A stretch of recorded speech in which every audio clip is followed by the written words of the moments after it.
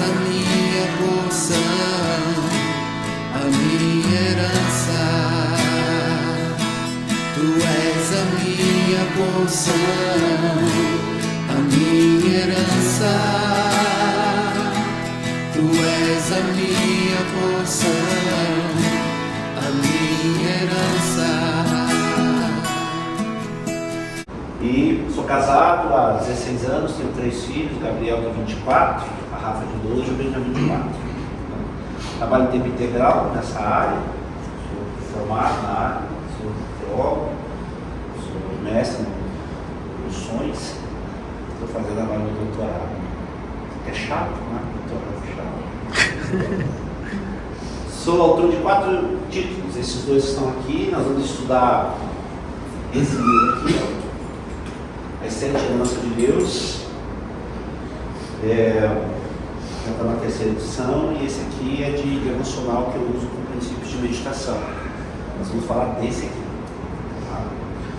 Lógico, não tenho tempo lá para falar de tudo. Eu falei para o Alexandre que eu precisava aí de 5 dias para desenvolver todo o livro. As 7 Heranças, ela é um estudo, é um manual de mapeamento. Vou ensinar aqui para vocês alguns pontos. Só que é o microfone? Não precisa. Quem quiser me seguir no Instagram, você vai ver todo o material lá, nós estamos maldições no Instagram e no YouTube também. Tá? Eu trabalho com essa área. Eu falo para o Alexandre que eu trabalho com igreja estragada e gente estragada, não sou feito. Mas quanto mais estragado, melhor. Gosto de trabalhar nessa área. A especialidade é o ocultismo, tá? Mas eu sou bem pé no chão. Bem sossegado. Então, eu vou caminhar com vocês essas vertentes. Vocês podem tirar dúvidas, pode ser que eu vá falar aqui um cara de decoração, né? Assim, de bate-pronto. Dá o espaço da arte, deixa o Espírito trabalhar ali. Tudo que eu vou falar aqui é baseado biblicamente, tá? Eu sou muito chato nisso. Eu estava conversando com o Alexandre hoje no café. Eu falei para ele dizer, tudo que é bom demais é bom. A Bíblia manda nós comermos mel, faz bem para a saúde, mas comer demais é bonito. Então eu apostando no equilíbrio. Tá? Então vamos lá. Abra a Bíblia de vocês, eu vou usar muito a Bíblia, mas muito, demais da conta.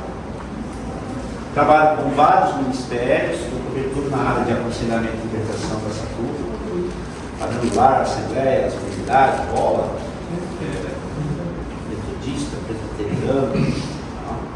Então, vocês não ouviram falar, nossa, eu vou muito para Minas. Cheguei lá segunda-feira. Eu ando pessoal da padrão. Então, se eu falar mais, sogra, arroz, catiqueiro, eu gosto de café com leite, pão de queijo e pão de fubá. E açaí, né? E açaí. Açaí eu aprendi a tomar lá no Nordeste. Beleza? Então, como eu vim de propósito para cá, de propósito de um empregado, já tinha passagem comprada e tudo, eu falei pro Xande, né? Falei, aproveita que a gente vai ter, vamos conversar com a turma. Sim, se quiser pedir os livros, estão ali, trouxe 25 de cada, vocês podem levar e estudar, depois vocês podem me perguntar. Livro muito bom. Não tem que escrever não, que é bom não. O material dele é muito bom. Gênesis capítulo 1, verso 1. Eu escrevi um livro sobre Neemias, reconstrução espiritual, esse está na editora, já estava sendo lançado. E um livro só para homens, chama-se A Nudez de Adão, Eleito e o Caráter do Homem. Todas as minhas aulas são escolas hoje, treinamento, escola, só para a formação nessa área. Aconselhamento, intercessão, libertação e mapeamento. Eu trabalho com isso. Então, eu quero fazer um seminário de liderança, faço, mas eu começo a treinar seminário de liderança e atendo a tudo. Eu gosto de atender gente. Tá?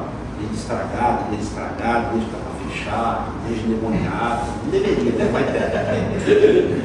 Gente ruim de lidar, sacando a mão. Gênesis 1, verso 1. Acharam? É fácil, né? Diz assim: no princípio criou Deus os céus e a terra. Isso tudo tem slides, sabe como a gente veio meio no tapa? Eu vou mandar esses slides para o Xande e o Xande manda para vocês, tá? Os slides das heranças, tá? Então, Por que eu inicio com o capítulo 1, verso 1? Porque tudo na Bíblia tem um princípio, melhor, tudo na vida tem um princípio. E a palavra princípio escrita aí, ela tem dois fundamentos. Se quiser anotar, você pode anotar. O primeiro fundamento é que Deus estabelece o início de tudo, o start, a Gênesis, começando de algum lugar. Princípio. Então, você teve o seu princípio. O que foi o seu princípio? O dia que você foi concebido. Ali é o seu princípio. E todo o início que Deus estabelece vem fundamentado com um princípio espiritual eterno e imutável, que é uma verdade. Então, o que é um princípio bíblico? É uma verdade espiritual imutável, eterna. Não muda. Independente se você acredita ou não, se você crê ou não, isso é assim e não tem ponto de discussão. Você pode até argumentar, mas você não consegue mudar. Então, no princípio, Deus. Então, a palavra princípio aí significa bereshit, tá? Significa fundamento, início, start. Lembra quando Jesus fala, constrói a sua casa na rocha? Essa rocha fala desses princípios imutáveis. Vai vir os dias maus, mas você está firme no início. Então, por que eu falo de herança? Simples. Porque Deus estabeleceu princípios eternos e o início de tudo. Então são 7 heranças. Quando eu escrevi, o tempo pode fazer uma revisãozinha, eu chamava de fases. Eu gosto de herança, por quê? Porque se você viver o princípio, você vai receber uma herança boa. Se você quebrar o princípio, você vai receber uma herança ruim, um conceito bíblico de Deuteronômio 28. Então são 7, se vocês quiserem anotar, eu falo bem devagar. A primeira herança que Deus estabeleceu na fase do ser humano é a herança da concepção. Existe um padrão para você ser concebido. Existe um princípio bíblico, moral, espiritual e biológico para você ser concebido. Você tem que ser dentro do casamento, com a virgindade do casal, com a bênção dos pais, debaixo dos valores de Deus. Você é concebido. Quando você é concebido assim, você evita uma série de problemas. Então essa é a primeira herança. A segunda herança é a herança da gestação. A fase gestacional de 9 meses.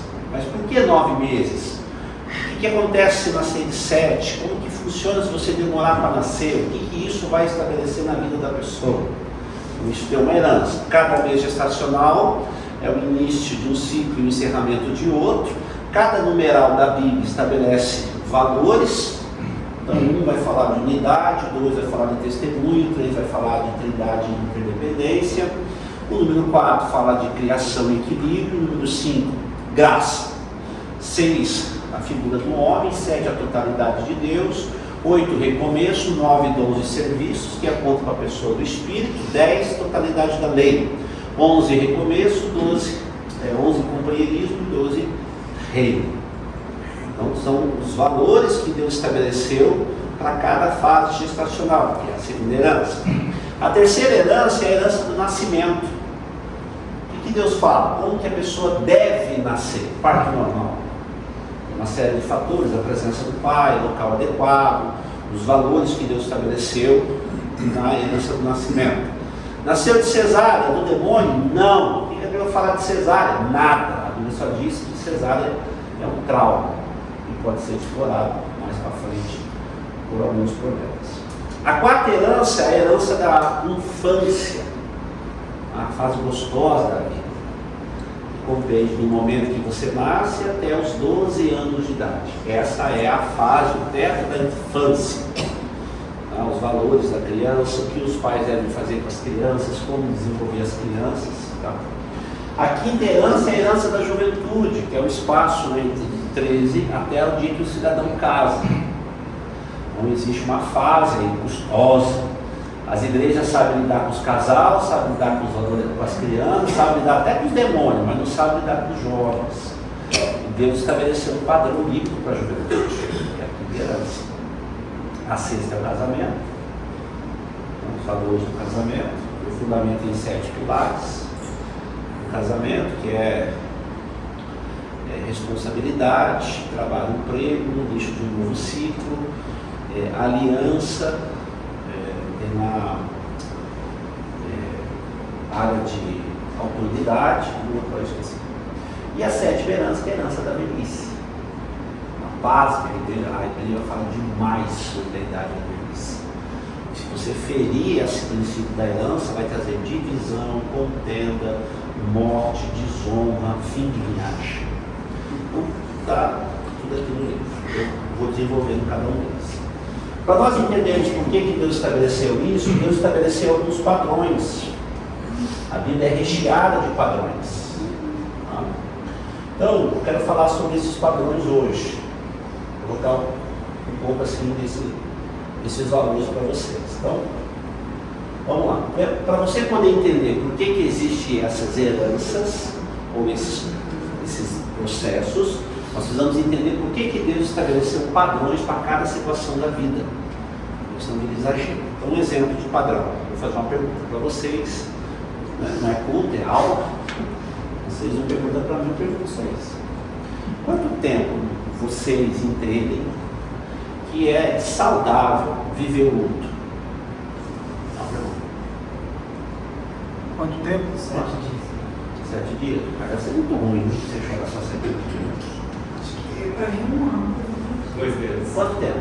Eu tinha lido na Bíblia que choraram 30 Quanto dias. tempo é saudável viver o luto? O luto é bíblico. O luto é bíblico. Vai falar muito sobre a morte. Mas você perde ali uma pessoa, você perde um emprego, de repente é o fim de um casamento, fechamento de um ministério. Uma perda. Quanto tempo assim você entende, biblicamente, espiritualmente, moralmente, que é saudável você chorar, ficar no seu cantinho ali na caixinha, quietinho, não mexe muito agora não. Quanto tempo é que a Bíblia estabelece? A Bíblia coloca padrões para isso. 40 dias. 7 meses. Bom, 7 meses. Até que casar de novo já tem mais 2 filhos. Quanto tempo? Isso é princípio de mapeamento. Então você chega a uma pessoa e diz assim, ela tem uma raiz de depressão. Qual é a raiz de depressão? A morte do filho. Mas você precisa entender o que a Bíblia fala para você colocar um ponto de equilíbrio. Tá? Assim, o que Deus fala? O que a Bíblia fala sobre isso? Quanto tempo? Vamos pegar falar da morte mesmo, de morte morrida, ou morte matada. Você perdeu lá o marido, filho, Covid, levou ali um tanto de gente. Quanto tempo Deus, você entende assim, que Deus olha para você e diz, não, beleza, eu vou esperar você chorar, eu não vou mexer com você agora não. Quanto tempo? Chuta, pode chutar alto. É igual legal. Aquela passagem quando Davi chorou pelo filho do Betseba que morreu. Sim, é um princípio, mas existe um teto. Choraram com o pai de José 40 dias. Não tem um tempo mínimo, mas tem um tempo máximo. 2 meses. 3. 70 dias. 70 dias. Quase. 70 dias. Interessante isso. Quer ver? Abre a Bíblia de vocês lá em Deuteronômio capítulo 30.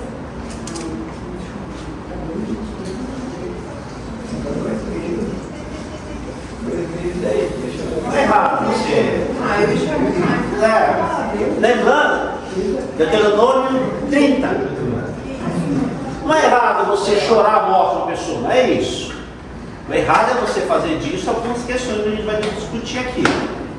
Deuteronômio capítulo 30, verso 8. É um padrão. Por que Deus colocou esse padrão? Para você ter ponto de comparação para arrumar. Como que eu sei que tem uma parede de toque? Colocando a reta do lado. O que Hebreus fala? Correr com paciência a carreira que nos está proposta, olhando para quem? Jesus, é o nosso padrão. Porque se nós olharmos para nós, como nós éramos antes de aceitar Jesus, você vai dizer o quê? Estou santo. Só que a Bíblia diz que o padrão não é esse, o padrão é quem? Cristo. Aí quando você olha para Cristo, capaz de melhorar um tanto de coisa. Deuteronômio capítulo 30, verso 8. Quem tem uma voz boa aí, pode ler. Pode ler, quem tem uma voz boa aí. Vocês obedecerão de novo ao Senhor. Deuteronômio 38. Não, eu falei errado. Perdão. Calma, calma. 34:8. Mais 4 na frente. É o último capítulo. Agora lá. Os israelitas choraram Moisés nas campinas de Moabe durante 30 dias, até passar o período de pranto e luto. Bom, então Moisés morreu, o discipulador de Josué morreu. Lá no capítulo, agora lembrei do capítulo 30. Lá no capítulo 30, ele faz a transição para Moisés, para Josué, você que vai tocar o arco. E agora Moisés morre. O velório de Moisés foi muito concorrido. A Bíblia diz que até Satanás foi lá. Imagina você morrer e o cão ir lá? Foi disputar o corpo. Deus mandou o arcanjo Miguel lá. Olha a coisa. Tanto é fato, por que Deus escondeu o corpo de Moisés? Hã? Jesus não está em Jerusalém, a gente vai. E a Bíblia diz que ele não está mais lá, mas mesmo assim a gente quer ir. Imagine se você soubesse onde estava o corpo de Moisés. Olha, por que Satanás foi atrás do corpo do cara? O cara é uma lenda. Imagina, sei lá, no mausoléu de Moisés, ele recebeu um milagre, se curado, que acontece em muitos lugares. E agora, Deus esperou quanto tempo? Eu falei, quanto tempo? 30 dias.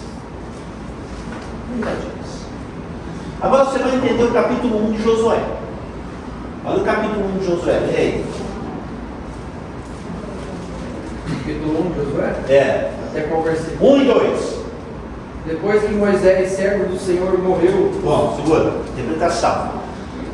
Depois que Moisés, servo do Senhor, morreu, vai. O Senhor falou a Josué, filho de Nun, auxiliar de Moisés, dizendo: Verso 2, presta atenção, ó. Moisés, meu servo, está morto. Prepare-se agora e passe este Jordão, você e todo este povo, e entre na terra que eu vou dar aos filhos de Israel. O que Deus está dizendo para Moisés, para Josué? Pode liberar. Não. Não. A mensagem é essa, né? Para nós. Mas vamos lá. Vamos entender que você perdeu o seu emprego. Há 15 anos da sua vida dedicado a essa empresa. De repente chega, muda a diretoria e os caras começam a mandar um monte de gente embora. Troca você como um robô. O que você vai ficar? Chateado? No mínimo chateado. Puxa vida. Agora, o que nós vamos fazer? Isso vai gerar em você o quê? Medo. No mínimo ansiedade. E agora? O que nós vamos fazer? A mulher já falou. E a escola dos meninos? E o financiamento da casa? Não, mas tem o segundo desemprego. Não, mas depois isso acaba. De certa forma, o que você fica? Apreensivo. Não sabe o que vai acontecer. Você sabia cedo, ia para trabalhar, voltar, você sabia que no fim do mês tinha um dinheiro. Moisés, Josué a mesma coisa. Quem é que puxava o povo? Moisés. Agora o líder morreu. E o povo está tudo olhando para Josué. Ensina um ciclo e inicia outro. Pois é, essa é a ideia. E aí Deus esperou quanto tempo com Josué se resolver, chorar, plantear, fazer lá os cultos de Miguel, os cultos de lembrança, passar PowerPoint. Nossa, aqui é quando eu estava com Moisés lá no deserto. Nossa, isso aqui é quando eu fui espiar Canaã. Olha que legal. Quanto tempo Deus esperou? 30. Está ali. E plantearam os filhos de Moisés de Israel 30 dias. É tempo, hein? Funeral longo. Uma nação inteira entrou em luto oficial 30 dias. Parou a marcha 30 dias. E deu 31, 32, 35. Deus ficou olhando para Josué. 40, não sei. 41. O que Deus fez com Josué? Mandou um zap para Josué. Josué. Quem morreu foi Moisés, cara. Está conseguindo pegar? Amém. difícil assim, como é que é? Então o povo aí todo esperando você. A vida precisa seguir, não. Entendeu? A vida precisa seguir seu ritmo. Bora? Tanto é que ele fala, ó, no verso 2. Moisés, vírgula, meu servo é morto, ponto e vírgula. Ele encerrou um ciclo. E Deus está dizendo para Josué: bora, volta a vida. Vamos caminhar. 70 dias, eles colocam uma base de 70 dias por causa de José no Egito. Então foram 30 dias de luta e 40 de embalsamento do cara. 70 é o máximo. Então, um exemplo, no campo do aconselhamento, você vê ali um cara confessa um adultério para a mulher. O que é isso? Uma ruptura, uma confiança que acabou, a coisa ficou esquisita. Então, nós ensinamos, eu ensino assim, olha, Vanessa, você não precisa abraçar ele agora. Vai ter um luto. Só que tem um tempo. Máximo que você tenha 70 dias para você ficar ali, né, quieta, não mexe com ela, não, deixa ela quietinha lá. Sem selamento. Deixa ela quieta, deixa o espírito trabalhar no coração dela. Ela precisa chorar o luto, ela precisa quebrar as coisas. Se ela pôr você para fora, saia, vai para casa da tua mãe, fica um dia lá. Se ela quiser que você dorme no sofá, durma. Por quê? Você precisa dar um espaço é o luto. Depois de 70 dias eu ligo para ela. E aí, Vanessa, como é que tá?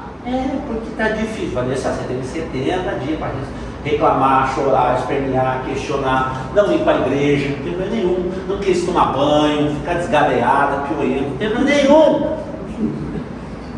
Mas o que? Você precisa dar uma resposta.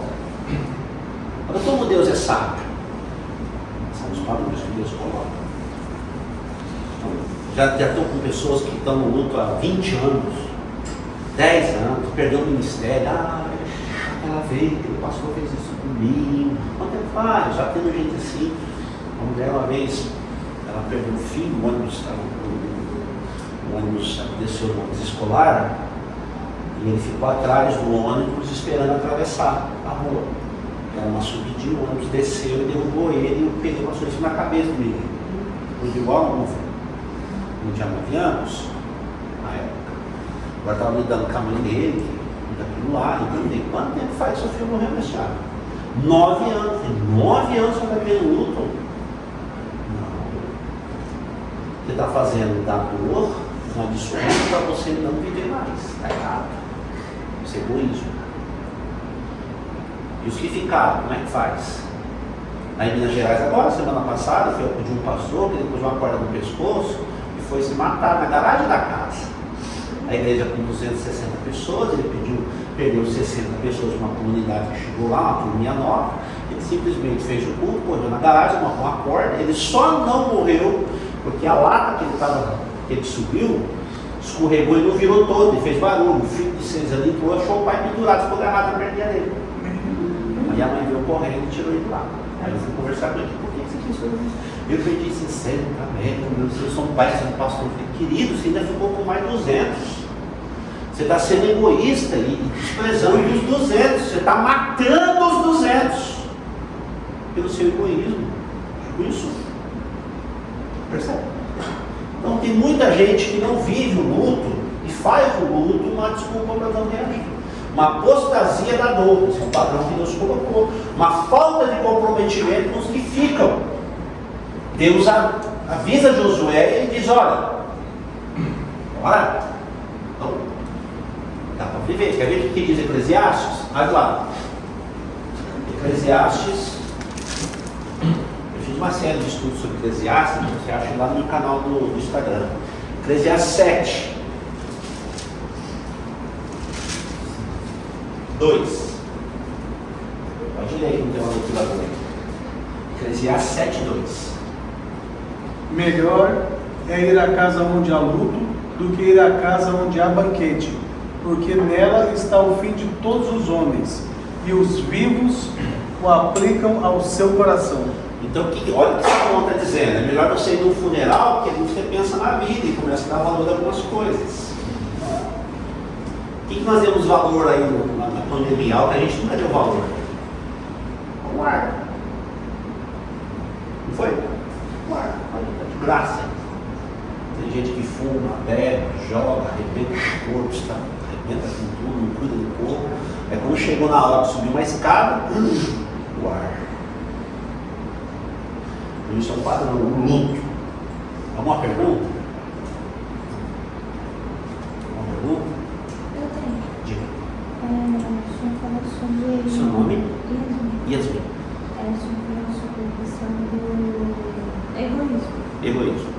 Por Sim. exemplo, uma pessoa pode ir muito e ela demonstra egoísmo com as pessoas Que ficaram. Tá.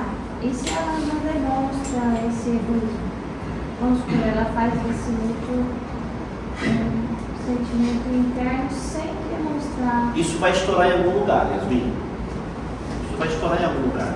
Nas suas ações, você pode levar isso para uma fuga do trabalho, na igreja, você pode fechar alguns sentimentos, isso vai estourar no seu corpo, na sua alma, questões de ansiedades, arritmia, canseira, queda de cabelo, caspa, seborreia, sudorese, problemas de fertilidade, problemas sexuais, problemas de pensamento, aceleramento de pensamento, aí vem os T da vida, os TD, os TOC, tudo. Você precisa colocar isso de uma maneira que seja curado, resolvido. Tá? O que nós vamos levar para o céu são marcas, não feridas. Mas qual foi a pergunta que ela fez que a gente conseguiu? Ela falou, se quando eu não expresso indiferença, egoísmo com os que ficam, eu fico quieto, não falo nada, isso vai estourar. Quer ver que legal? A Bíblia coloca um padrão para relacionamento também. Primeira carta de João, capítulo 1, abre lá. Por isso que é o papel dos aconselhamentos. Tá? Então, algumas raízes de depressão é o luto, não resolvido, não confessado. 1 João 1, 6 e 7. Houve um homem enviado. Primeira carta de João. O que era desde o princípio, o que ouvimos... Não, primeira carta de João. Escola de João. Se dissermos que temos comunhão Isso. com Ele e andarmos nas trevas, mentimos e não praticamos a verdade. Mas se andarmos na luz, como Ele na luz está, temos comunhão uns com os outros, e o sangue de Jesus, seu Filho, nos purifica de todo Se pecado. andarmos na luz, transparência. E a transparência leva à comunhão. Quem se isola é suicida, é louco. Estou falando, Deus respeita, mas tem tempo. Quer ver? 18:1 de Provérbios, tá? Provérbios capítulo 18, verso 1. Depois alguém abra lá em Gênesis 2:18. Verso o quê? 18:1.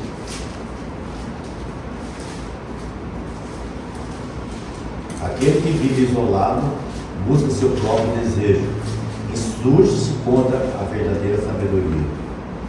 Isso é louco. Gênesis 2:18.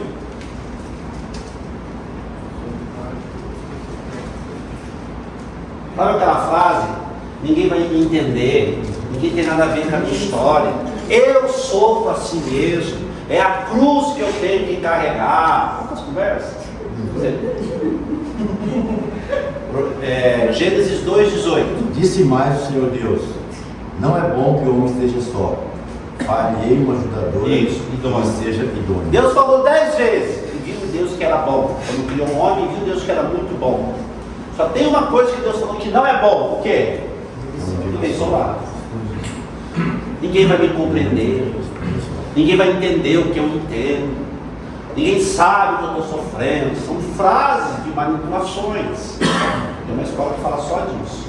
Manipulação. Então você pega na veia a coisa. Quem falou isso para você? Ah, porque eu sofri demais. Não, entendi, mas por que eu não vi? O que está acontecendo? E acaba adoecendo a família. Daí fica jogando, achando. Né? Eu chamo isso de síndrome de Judas. Eu vou falar de síndrome de Judas.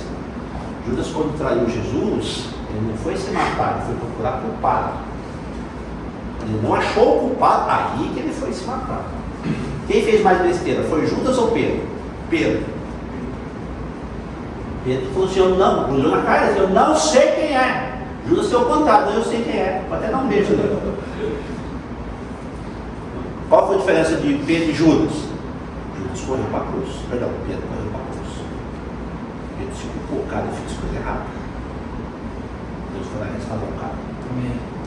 Percebe? Então não há nada que justifique, esse é um padrão. Não há nada que justifique uma pessoa respaldar sua falta de posicionamento, de responsabilidade. Até mesmo ela se levanta contra a própria sabedoria, porque viver é bom. Viver é bom. E Salomão fala, todo mundo sabe que vai perder algo em algum lugar. Então, é viver. Por isso que Deus fez com Josué. Josué, tá difícil, filho. O que é que nós vamos fazer? Bora viver. Isso não significa que você tem que ser alienado. Não aconteceu nada. Não aconteceu. São as negativas. Você vai mexer uma pessoa que foi abusada. Eu finjo que não aconteceu nada. Não aconteceu. Porque se você fingir que não aconteceu, você está trazendo mentira. Mentira é campo do diabo. Não aconteceu. Vamos falar sobre isso. Mas vamos resolver. E tem o oposto. Eu quero falar sobre isso. São aquelas pessoas, eu preciso contar meu testemunho. E chora para todo mundo. Aconteceu assim. Passa, mas vai para o outro, vai para IFOL. Aí vai para IFOL, deixa eu contar. E faz isso. Aí faz IFOL 2. A raiz da depressão. Quem fez isso? Aí eu pergunto, quanto tempo fez isso, minha senhora? Já faz 5 anos e ainda está assim. Não, vamos pôr fim nesse negócio. Mas se eu pôr fim, o que vai ser de mim? Vai continuar vivendo, vai ficar até mais bonito. Porque fazem disso uma muleta. Para não viver. Então, Deus sente o que nós sentimos, mas o que Deus estabeleceu? Limites. Isso pode se tornar uma idolatria de sentimentos, uma exploração excessiva da dor e até mesmo uma exploração demoníaca, porque aonde você vai para ouvir a voz do finado? O espiritismo kardecista. Eu quero lá ouvir a voz. E sempre tem uma amiga que conhece alguém que faz isso. Aí você vai lá fazer a unha, a mulher começa a falar, eu tenho uma amiga muito boa que faz isso aí, vou te levar lá. Leva uma sessão espírita na sexta-feira, 4 da tarde. Minha mãe que eu diga, né, mãe? Levaram você muito desse jeito, né? É uma amiga. A mulher lá na igreja lá em Joinville foi fazer escola lá. Aí a pastora falou assim, eu quero que você atenda a líder do diaconato. Era uma mulher preciosa, pastora da igreja. Preciosíssima. Casal benção. E ela tem um dom lindo. Qual? Ela ouve vozes assim espirituais. Tá, vamos lá falar com a dona tiazinha lá daí. É uma senhorazinha assim, muito preciosa. Casalzinho de idoso, né? Chegou, sentou. Eu falei, olha, a pastora falou que você ouve vozes espirituais. Ela falou, ouço, principalmente a voz do meu filho. É mesmo? É. O que aconteceu com o seu filho? Ele morreu faz 10 anos. Quer ver só como é que eu faço? Falei, mostra pra mim. Aí o marido dela aqui, ela falou, vem filho. Procurou. A líder do diaconato. Aí o marido dela falou assim, olha pastor, que lindo. Isso é Deus, olha que lindo. Eu fiquei olhando aquilo, né? Aí eu disse, ela falou, fala comigo. Aí ela voz do menino, ela voz de criança. Aí o pai conversava, filho, fala onde você está com o pastor.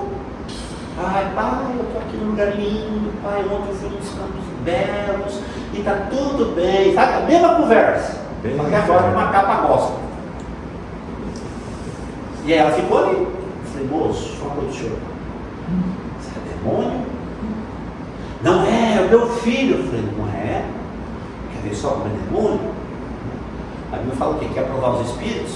Lá para confessar ela, Jesus Cristo que veio de lá. Vamos junto, fala assim. Tá bom? Ô bonitão, onde você está aí? Onde você está? Diga para mim aqui, confessa junto comigo aqui que Jesus veio em carne, Filho de Deus. Não sei.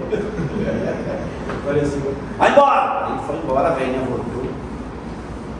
Eu falei, minha senhora, Aí ele, não é possível que eu estava sendo visitado por um demônio. Minha velha, você era um demônio. Olha a mente.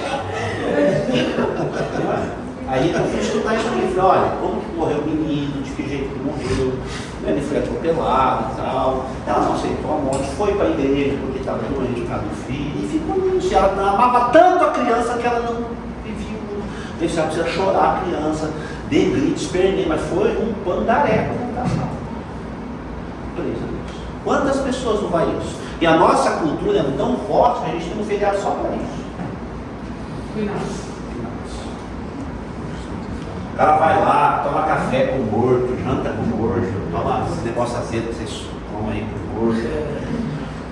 Põe uma cadeirinha e fica lá, conversa. Você tem que cuidar da sua filha, você tem que perguntar da sua filha. Lá em Curitiba tem no cemitério da Verde, Curitiba, tem uma chamada de Maria Bueno. Maria Bueno foi uma mulher que ela foi espancada, morta no dia do casamento dela, só indo para casar. E lá é um mausoléu grande, igual esse aqui. As mulheres levam vestido de casamento para ela, lençol que perdeu a virgindade, aliança, foto, tira foto lá dentro, trança lá dentro. Tudo cara. Devia ter essa cambalhada.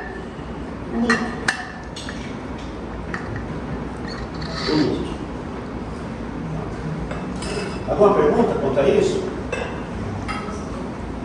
Pastor, esse dia você falou sobre um caso. Isso é um padrão, tá? Isso que eu estou dizendo, está aqui no livro.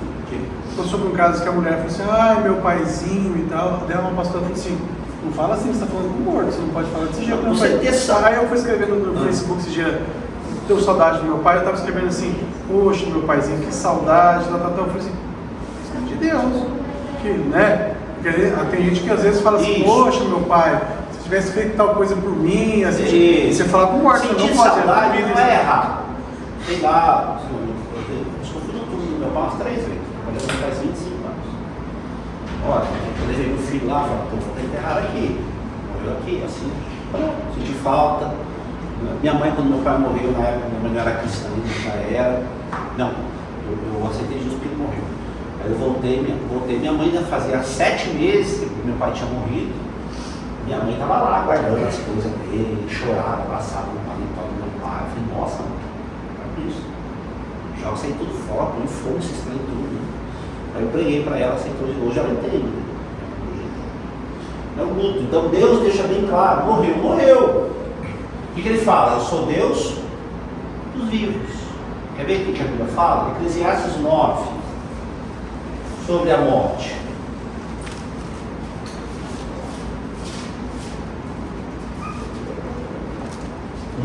Versos 4 e 5.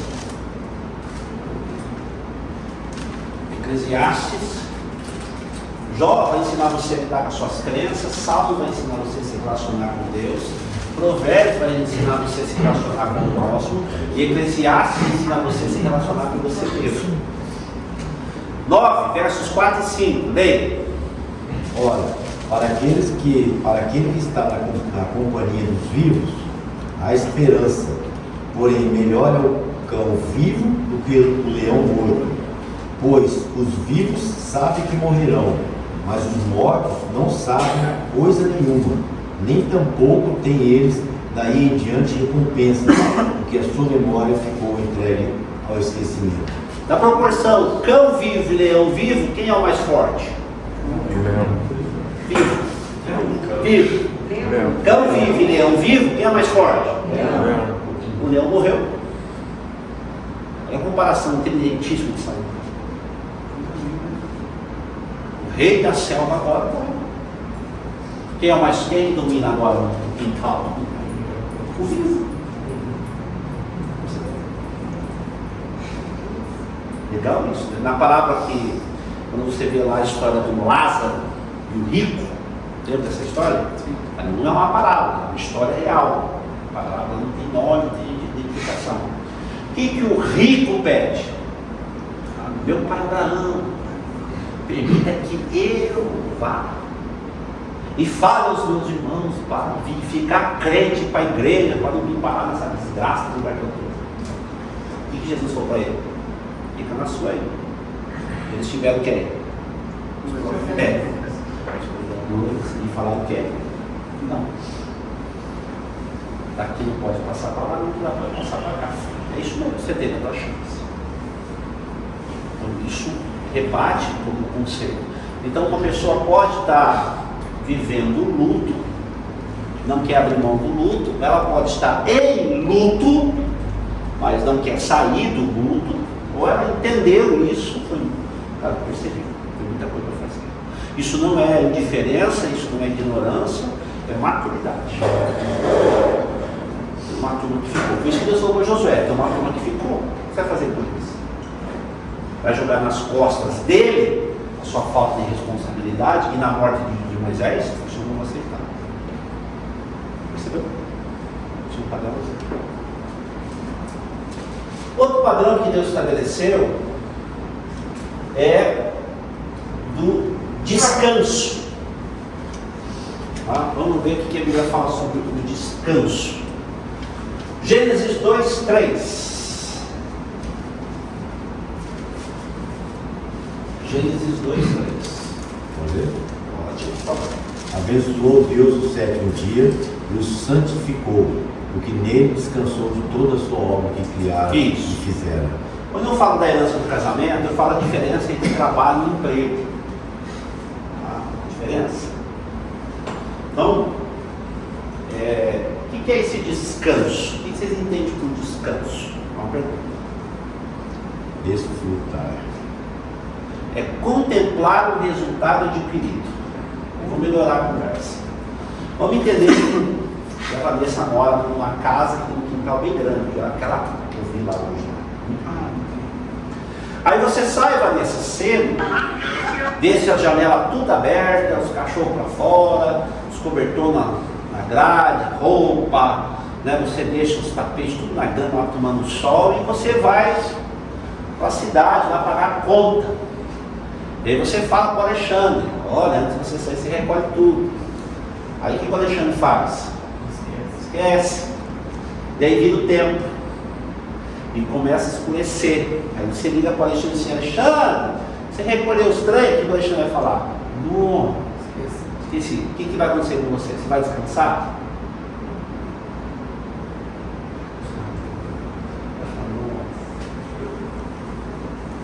Agora a mesma situação, só que antes de sair conhecendo o Alexandre como ele é, você como uma mulher sábia faz o quê? Acorda tudo. Sai. Vira o tempo. O que você vai estar? Descansado. É contemplar um resultado adquirido. Por isso que Deus fez. Fazer descanso. E Deus percebeu que isso é tão bom, que Ele estabeleceu um tempo para isso. Ele colocou qual é o tempo? Um dia. Descansar. Lógico que para muitos parar um dia é quase uma insanidade, porque não consegue. Só isso já está pecando. Você tem que parar. Você tem que parar. Teu corpo tem que parar. Teus filhos têm que fazer tempo, você tem que parar. Você tem filho. Você tem que parar para comer, você tem que parar para dormir, você tem que parar. Quando você não para, Deus te para. E Ele vai parar exatamente na área que você defraudou. Então, se você não para do seu trabalho, aonde que Ele vai parar você? Na sua saúde, para você não vir trabalhar mais. E aí tudo aquilo que você ganhou, você vai gastar com remédio. Então é sábio parar. E você quer ver a pastorada endemoniar, é você dizer para os pastores, eu preciso que você pare um pouco para eu poder cuidar de você. Não, se eu parar, a igreja fecha. Desse jeito sim? Primeiro que do jeito que você está não vai dar certo. Para. E Deus deixou bem claro que essa conta ela vai ser cobrada. Tá? Ela vai ser cobrada. Abre a Bíblia lá em Levítico 25.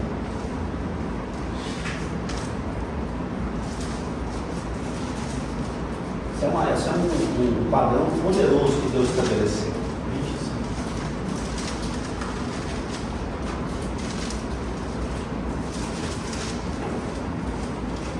3 e 4. 6 anos semearás a tua terra, e 6 anos podarás a tua vinha, e colherás os seus frutos. Mas no 7º ano haverá sábado de descanso solene para a terra, um sábado ao Senhor. Não semearás o teu campo, nem podarás a tua vinha. Isso. Nós sabemos que o descanso é Cristo, Ele é o nosso sábado, então eu tenho que descansar nele. Bom, o oposto da ansiedade é descanso. Ah, eu estou ansioso. Então qual é a área que você não está deixando Jesus cuidar? Porque Ele falou o quê? Lance sobre mim toda a sua ansiedade, porque eu tenho cuidado de você. Então a área da sua vida que você não deixa Deus cuidar, é ali que você precisa estabelecer esse reinado.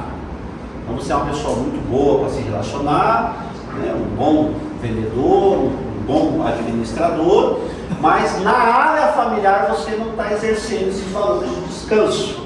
Isso vai ser cobrado. E a Bíblia não fica devendo nada para ninguém. Aprenda o princípio. Deus não fica devendo nada para ninguém. Independente se é cristão ou não. Quer ver que legal? No mesmo 25, você vai ler lá no verso 18. Deus está orientando o povo dizendo: vocês vão entrar lá na terra, vocês vão ter que estar, 6 anos é tempo trabalhando. 6 anos, quando você faz ali 365 vezes 6, não dá, tem um de conta aí. Giovanni. Hã? Giovanni, Quase 2 mil anos, quase 2 mil. 2.000 dias. Não dá para trabalhar 2.000 dias? Aí Deus fez uma conta muito legal. Isso aqui eu já apliquei e funciona. Capítulo 25 de Levítico, verso 18, diz assim: Moisés está ensinando o povo, vocês vão entrar lá, vocês têm que seguir isso aqui. Não vai dar ruim. Isso aqui funciona até hoje, isso aqui é uma lei espiritual moral. Observe os meus estatutos, verso 18. Guarde os meus juízos e cumpre. Assim vocês habitarão o quê? Seguros na terra. Bom, segurança é exatamente isso, é ter paz, descanso. A terra dará o seu fruto, e comereis e fartareis nela e habitareis seguro. Você sabe que você está vivendo o princípio, você fica em paz. Isso aqui. Verso 20: Se disser que comeremos no ano 7º, visto que não havemos de semear e nem colher, olha a mente da turma, eles nem estavam lá ainda, e Jesus falou no verso 3 de 4: vocês vão trabalhar 6 anos. No 7º ano vocês vão descansar. Aí teve um iluminado lá, que devia ser da esquerda, um socialista, e falou assim: ainda vai viver de quê? No 7º ano, vai morrer de fome? Como é que vai pagar as contas? Não vai ter um auxílio, não vai ter um Bolsa Família, não vai ter um trem, como é que vão fazer? Um ano é um ano, os boletos vencem. Não é assim que a gente fala? Se eu parar, quem é que vai fazer? Se eu não pregar, quem é que vai pregar? Se eu não abrir a igreja, como é que vai salvar as almas? Conhece pastores assim? Aí Deus falou assim: como que eu vou responder? Deus respondeu: então eu vos darei a minha bênção no 6º ano, para que dê fruto. Por quanto? Mas no qual ano? Então, acontece assim. Aí lê o verso seguinte para mim. No 8º ano vos semeareis e comereis da colheita velha, até o ano 9º. Até que venha a colheita nova, comereis da velha. Eu vou ensinar essa matemática que funciona. Então, você vai produzir 6 anos. Vou colocar em ano, fica melhor, mas dá para se dividir por meses, por dia, por hora, por semana. Aqui. Então vamos entender que você planta milho. Então todo ano você vai plantar milho. Mas você sabe que no 7º ano você não vai plantar milho. A terra tem que descansar, você tem que descansar, os bois têm que descansar, você tem que cuidar das coisas. Fechou? Fechou. Um pé de milho, em geral, dá 2 espigas, no máximo 3. Certo? Vocês estão lá? Quantas sacas dá um roqueiro de soja? Vou fazer por soja, que é o campo que você tem. Mas um pé de milho dá 3 espigas. Duas. No sexto ano, você vai plantar a mesma quantidade de milho. Só que uma espiga não vai dar 3 milho, vai dar quantos? 9. O 3 do ano sexto, as 3 do ano sétimo você não vai trabalhar, e as 3 do oitavo ano você vai começar a plantar. O nome disso é investimento a médio e longo prazo, a tal da poupança. O que Deus está dizendo? Eu vou pedir para vocês parar. Aí alguém perguntou, como é que nós vamos pagar as contas? Administre o que você ganhar no sexto. Ele falou, vou te dar quanto? Vou dar a minha bênção 3 vezes no sexto ano. As 3 do sexto, as 3. Você não está reclamando? Aqui, vou dar as 3 para você. E as 3 para você começar a virar a terra. E quando for recolher, você já gastou. O que Deus está dizendo? Administre o seu tempo e as suas riquezas. Então ele falou, no sétimo ano você descansa. Por quê? Porque você tem fartura. Se você guardar os meus estatutos. É condicional. Conseguiu pegar? Deus não fica devendo nada para ninguém. Eu vou melhorar essa conversa. Deus falou assim para Pedro, pesca teu barco, lembra disso? Ele passou a noite pescando, não pescou nada, lembra disso? Não pescou nada. Aí Jesus estava lá, continuou apertando, ele falou, me pesca teu barco. Pedro ainda não tinha sido chamado, me pesca teu barco. Ele falou assim, posso ir? Aí Jesus fez o culto, pregou tudo lá, e falou o que para Pedro? Vamos mais para o fundo, jogar as redes. O que Pedro respondeu? De todo, nem nada. Mas se o senhor está falando, eu vou fazer. Mas eu vou fazer assim, para provar para você que se de noite não deu conta, olha lá. Aí a Bíblia diz que veio, né, teve que chamar os barcos, tudo. O que Deus estava fazendo para Pedro? Pagando aluguel de barco. Você está aqui? Obrigado por ter me emprestado teu barco. Agora, vamos caminhar comigo? Aleluia. Lembra disso? Aí ele largou tudo e foi. Ele largou tudo e foi. Largou renda, largou finança. Largou tudo. Ficou 3 anos e veio com Jesus. Lembra? Essa história. Aí lá no capítulo 2, o Pentecostes vem, ele prega e tal. No capítulo 3, a Bíblia diz o quê? Que todo mundo tinha um espírito em comum e vendiam as suas posses e colocavam aos pés de quem? Ele estava recebendo 3 anos de trabalho que Deus aqui. Se perdeu mais aqui. Então tem que ele fala assim, é muito dinheiro, a gente não consegue administrar não. Chama uma pessoas idôneas que administram. Percebeu? Descansa. E como é que a gente aplica esse princípio nos dias de hoje, por exemplo? Simples. Você pode seguir. O que você faz hoje? Vamos pegar um pastor de igreja que vive só do ministério. O que Deus está dizendo para ele? Pega um dia da semana e vá cuidar das suas coisas. Não precisa ser o sábado, tarde, adventista. Pega uma terça. Uma terça-feira, pessoal. Eu vou cuidar da minha família, eu tenho que desentupir a pia, eu tenho que pôr a cortina, eu tenho que cortar a grama, eu tenho que ser com meu filho, tenho que ver como está as notas dele. O que ele está fazendo? Vou descansar, né? Vou cuidar de mim. Mas que descanso é esse? Não, mas é valorizar aquilo que você tem. Pega a pedra, puxa a pedra. Entendeu? Desfrutar do tempo. Tá bom? Empresa. No dia da semana. Você pode trabalhar 7 semanas de folga. Você pode trabalhar 7. Eu faço isso. Eu fiz isso em horas, minutos, meses, anos. Então o que eu faço? Eu trabalho 6 meses viajando, os 7 eu não viajo, fico em casa com meu filho. Eu comecei a viajar em janeiro, fui para a Colômbia, a gente está cuidando do pessoal da Colômbia lá. E em julho, fui para Ifó lá, servindo Ifó, e viajar não viajo. Por quê? Porque eu estou em casa. Estou descansando. E tudo que eu faturei no junho, me manteve em julho. Agosto começou de novo. Descansando. Igreja é a mesma coisa. Dá uma folga para os obreiros.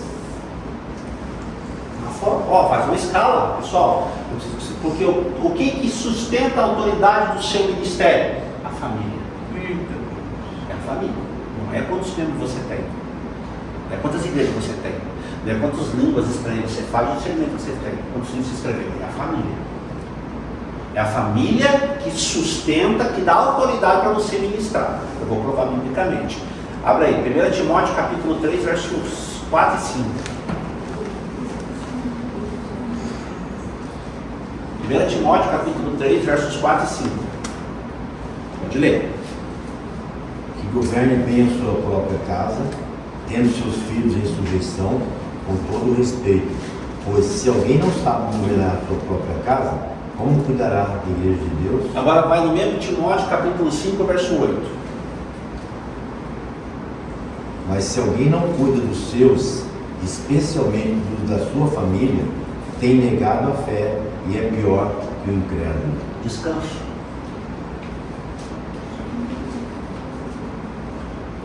Percebeu? Legal, né? Essa é a libertação. Isso é aconselhamento. Já é o cara, pastor, para um pouco, vamos cuidar da família, vamos cuidar da mãe, da mulher, dos filhos. Parava aí. Não, porque se eu parar, querido, Deus parou a igreja 2 anos. Ele que acha que se a igreja é fechada, Deus não tem dinheiro para pagar a conta das do céu. Deus parou 2 anos. Ele morreu? A igreja morreu? Lança sobre mim toda a sua ansiedade. Então quando você põe na ficha lá, ansiedade, você pergunta, qual é a área da sua vida que você não está deixando Jesus cuidar, ser Senhor e Salvador? Percebeu? Não, está errado, você está aí quebrando o princípio. Você está errado. E todo mundo adoece. Todos adoecem. E essa conta chegou, viu? Porque eles não obedeceram. Quer ver a conta? 2 Crônicas 36. Levítico 25 tem um princípio. A conta chegou. Essa é a fatura. 2 Crônicas 36. Pode ver. 20 e 21. Pode ler. E aos que escaparam da espada, a esses levou para a Babilônia, e se tornaram servos dele e de seus filhos até o tempo do reino da Pérsia, para se cumprir a palavra do Senhor proferida pela boca de Jeremias, até haver a terra pousado nos seus sábados, pois por todos os dias da desolação repousou até que os 70 anos se cumpriram. A terra vomitou os caras, a igreja vomita o pastor, a família vomita o marido. Mas não dá, esse jeito não vai dar não. O teu corpo começa a dar sinais. Então Deus falou, quando vocês entrarem lá, vocês obedeçam essa lei. Eles não obedeceram. Quanto que é 7 vezes 7? 49. Quando fizeram atrás, 490 anos quebrando o princípio. Chegou uma hora que a fatura Deus. E aí? Deus falou, pode deixar comigo, deixar eles castigo. E foi 70 anos. O que eles idolatravam tanto? O trabalho. Fazer. E a terra está dizendo, não dá. Estamos sendo abusados. Deus falou, deixa comigo. 70 anos lá, guardadinho. Como diz o código de castigo, lá na casa do tio Nabucodonosor.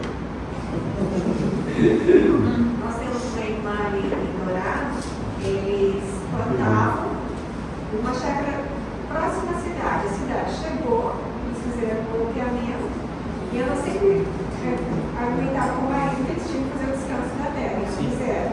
Aí fizeram o loteamento. Aí todos os lados do loteamento foi embargado e ela entendeu que é o tempo do descanso.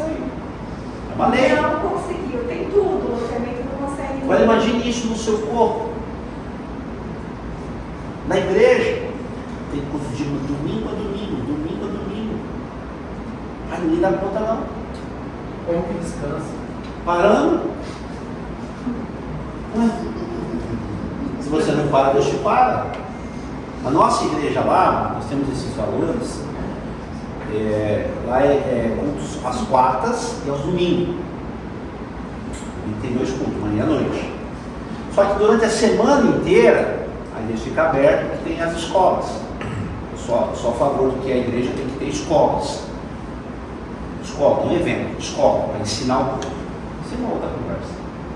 Então lá tem escola terça, segunda, terça, quinta e sexta. Escolas. E aí tem a agenda dos eventos de cada ministério. Lá. Só que lá a igreja abre 11 da manhã, 1 da tarde, que tem a equipe que faz atendimento lá em tempo integral, vai até às 6, depois o pessoal fala e vai estudar. Só que lá o pastor fecha a igreja 15 dias, só vem para fazer aula, culto, porque o pessoal pega férias, tem férias remuneradas, os obreiros tiram férias, tem escala de pregação, tem escala de professor, ele faz evento, acabou, teve um evento um até do outro, 3 dias aí, tudo passear, vamos se virar, vamos cuidar da vida de vocês. Um descanso. Dá até prazer de trabalhar assim. É prazer. Tem que parar. Se não parar, Deus vai parar vocês. Alguma pergunta? Já que hora está reservada aqui? Até meia-noite. Não, mas tem gente que ia trabalhar amanhã, né? Alguma pergunta? Eu sei como é que é. Minha mãe é cristã, muito tempo. Minha mãe visita a cadeia, as coisas. E quando ela vai viajar, ela vai dar aula, quando chega assim 10 horas, ela fica, filho, o pessoal tem que ir embora, fazer marmita, arrumar as crianças para a escola. Ver o pessoal. Alguma pergunta? Isso que eu estou falando está no livro, tá? Na introdução do livro. São os padrões que Deus estabeleceu. Então não existe hoje esse frenesi em torno de fazer, de gerar lucro. As igrejas a mesma coisa, tá? Pessoas se afundando em remédios, vícios, comprometendo a família. E Deus nunca pediu isso para nós. Isso é um princípio. Cientificamente, o corpo precisa descansar para repor suas energias. E Deus não erra. Eu deixo de comer para dormir. Não quer comer, não foi ontem, você quer comer, não quer dormir. E por fim, só para a gente abusar então aqui por lá um bocadinho, outro padrão é a autoridade, nível de autoridade. Se escrever, se escreva aí. Existem pessoas que têm autoridade de fato e não têm de direito. Existem pessoas que têm autoridade de direito, mas não têm de fato. Existem pessoas que não têm autoridade nem de direito nem de fato, e pessoas que têm autoridade de fato e de direito. Tá? Você pode ser uma pessoa de autoridade, em um lugar de autoridade, mas não ter autoridade, ferindo o princípio de autoridade. Conseguiu? Vai cair na prova isso aí, tá? Você pode. Você pode ser uma pessoa de autoridade, não ter autoridade, no lugar de autoridade, ferindo o princípio de autoridade, exercendo autoridade. Você tem que convergir esse princípio. Quem que dá autoridade ministerial para um líder cristão? A família. A mulher e os filhos. Não é a unção que ele tem, não é os títulos que ele leva, quantas igrejas ele abriu. Tem pessoas que têm a unção do Absalão, né? Absalão aqui, Absalão ali, Absalão lá. Tem que fazer. É os filhos e a esposa. Eles que dão autoridade ministerial. Um cara, ele pode ser o pai da nação, bispo da terra, quinto na linhagem do céu, superintendente de Jesus. Mas se a casa dele estiver escangalhada, ele só tem título. Ele não tem autoridade. O céu não reconhece esse cara. É a base familiar de sustento. A Bíblia começa com família e termina com o princípio de família. Então, Deus estabeleceu autoridade sobre um homem, nós, sexo masculino. Tá? Abre lá, Gênesis 2. Isso não é em detrimento à mulher.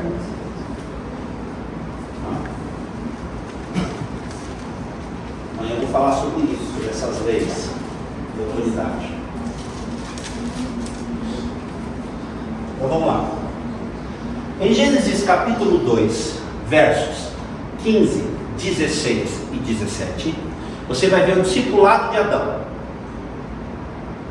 Deus discipulando Adão, ensinando ele a trabalhar, ensinando Adão a zelar, ensinando Adão o conceito da organização, da administração, ensinando Adão os limites que ele tinha que ter, né? Ensinando Adão que ele tinha autoridade sobre toda a criação, só que acima de Adão Deus era a autoridade. Então Deus levou 3 versos para discipular Adão.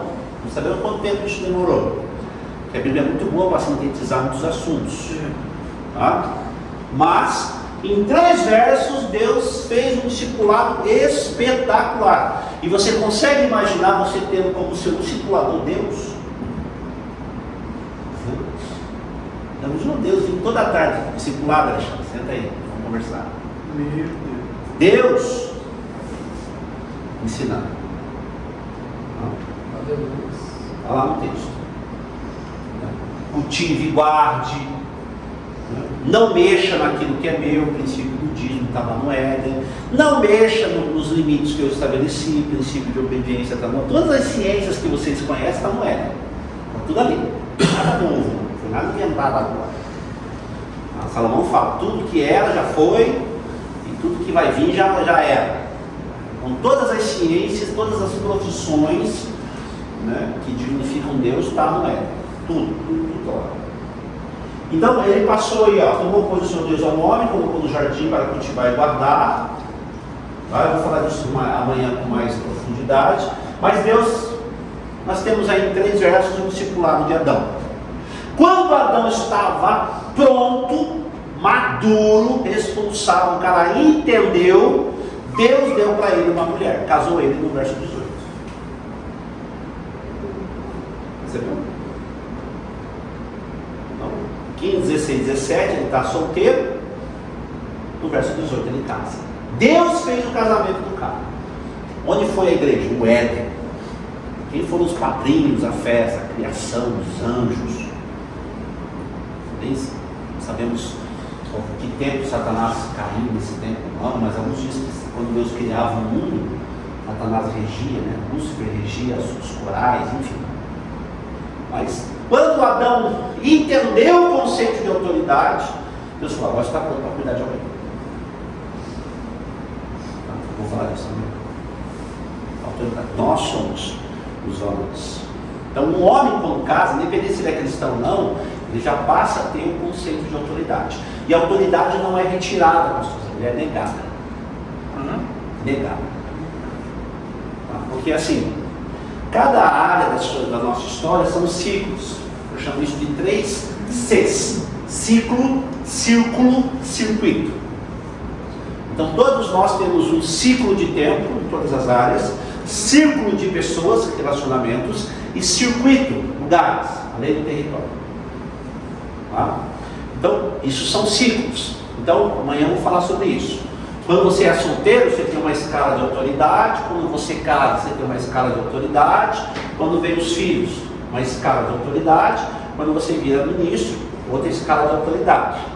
E conforme você vai quebrando os princípios dessas escalas, você vai mudando as configurações nos céus e acionando os valores de justiça e juízo de Deus.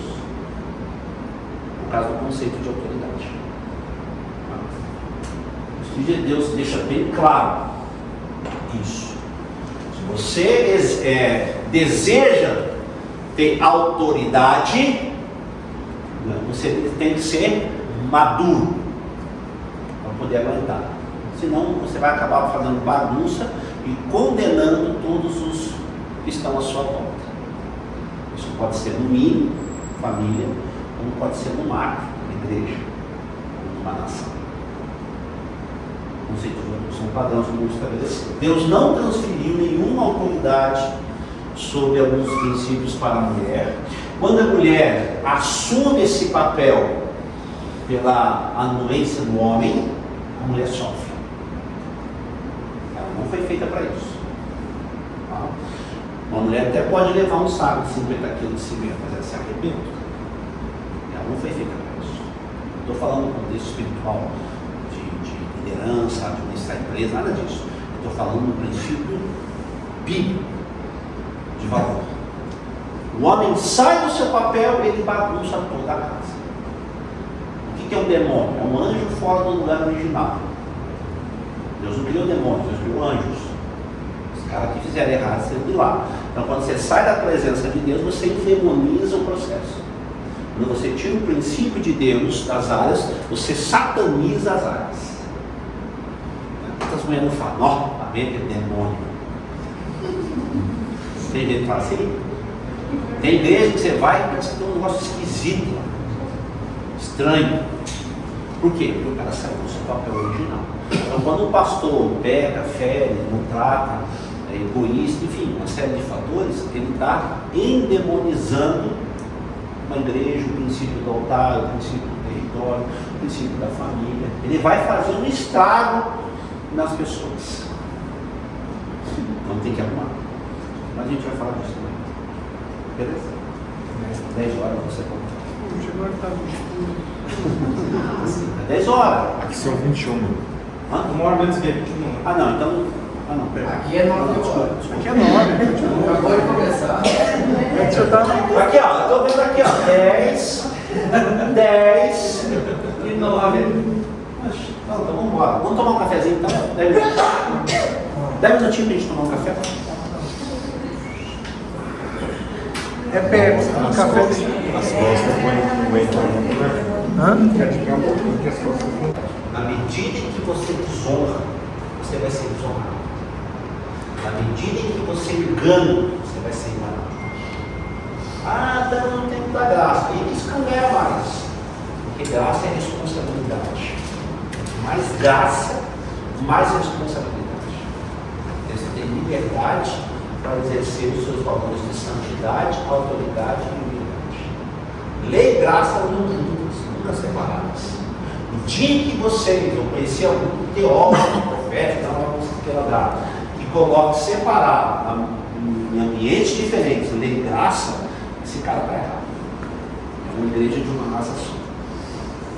Lei e graça não andam separadas. Não tem lei e graça, novo e antigo, é uma só. O que evitou Deus de arrancar a cabeça de Adão foi a graça. A lei dizia, mata o cara. A graça diz, dá uma chance para ele. Se nós formos avaliar os dias de hoje, Deus tinha que voltar lá para Sodoma e Gomorra e dar uma segunda chance para os caras. Porque lá os caras eram mais agressivos. Né? Aqui os caras eram cachorro, planta, bicho, mas... E lá não tinha esses valores de igreja, né? Até dentro da igreja. Lei e graça andam juntas, a honra também. Então, quando esse princípio da sexualidade é quebrado, anulado, ignorado, se instala uma tragédia. Tá? Quais são as tragédias? Infortúnios, podem reger a vida da pessoa por muitos anos. A desonra, um dia de desonra, um dia menos de vida. Quanto mais você desonrar, mais cedo você morre. Tá? As mentiras, as falsas crenças, os enganos, as vergonhas. E dependendo de aonde você perdeu a virgindade, com quem você perdeu a virgindade, isso tem mais agravantes. Tá? Perseguições espirituais, tanto da própria pessoa, como de toda a sua geração. O mundo espiritual é muito correto, organizado. Tá? As pessoas desonram líderes, pais, cônjuges, criança, palavra, e entende que só fazer uma oração do Pai Nosso resolve. Não resolve. Na mesma medida que você defraudou, é a mesma medida que você tem que conciliar. Senão as suas orações não são reconhecidas. Tá? Isso tem que vir à luz. Lógico, não tem como devolver a virgindade, mas expor isso como princípio de honra tem que ser feito. Ah, os meus pais morreram, os líderes. Muito pastor da igreja. Olha, eu quero contar um pecado que minha mãe nem sabe. Perdi minha virgindade, assim. Transei com outra pessoa. Às vezes, dependendo de perder a virgindade com um abuso, com um tio, com um primo. Esses valores têm que ser estabelecidos. Isso visita a geração? Sim. Visita. A desonra tem como base passar os limites que Deus colocou. Tudo que tem limites, não é porque Deus é ruim, é porque Ele é muito bom. Isso tem que ser no campo do aconselhamento, você tem que explorar primeiro. Então, como que você foi concebido? E como que você concebeu os seus filhos? Aí se você quiser levar um pouco mais para o lado espiritual, como que iniciou o seu ministério?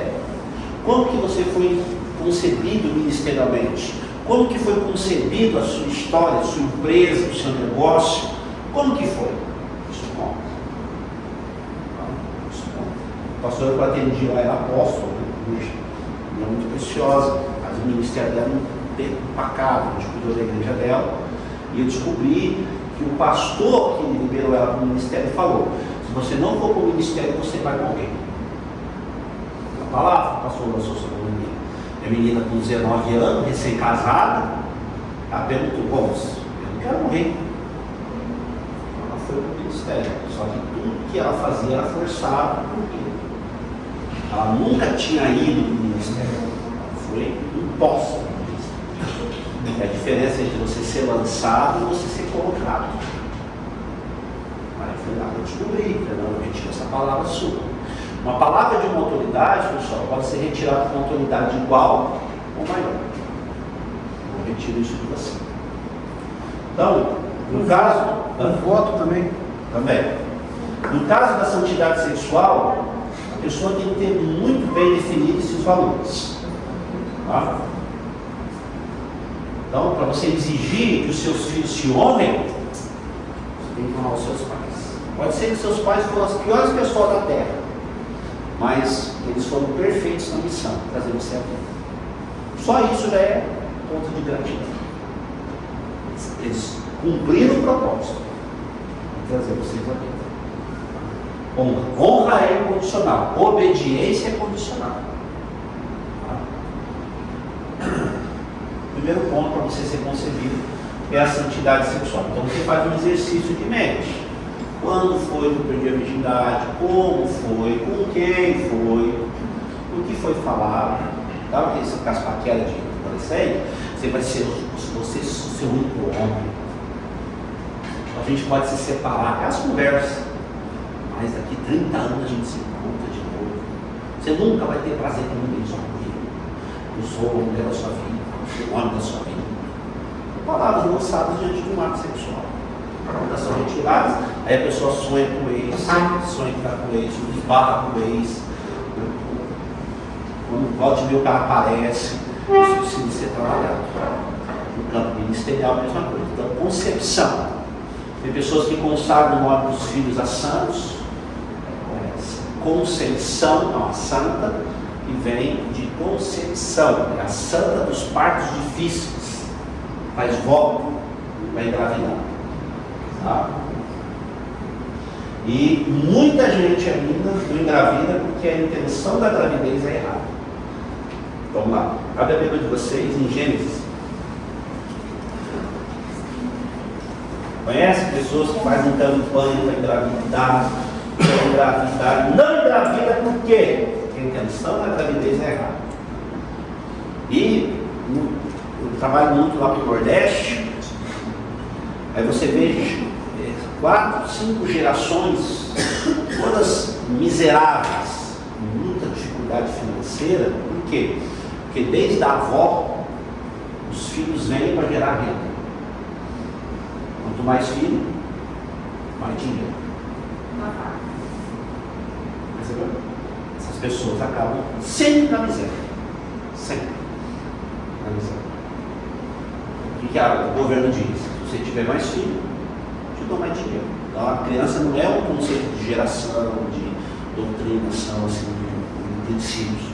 É um número na planilha. Vamos fazer filho. Cada filho 100 cruzeiros. 10 filhos, R$1.000. Vai crer. Esse é o equivalente a Então tem pessoas que não engravidam porque a intenção é errada. Tem pessoas que não prosperam porque a intenção do negócio dela é corrompida. Por que você abriu esse negócio? Para ganhar dinheiro. É o que a gente foi ensinado, doutrinado. Você tem que estudar para ganhar dinheiro. Ser rico é ruim? Não. Não é ruim. Não é ruim.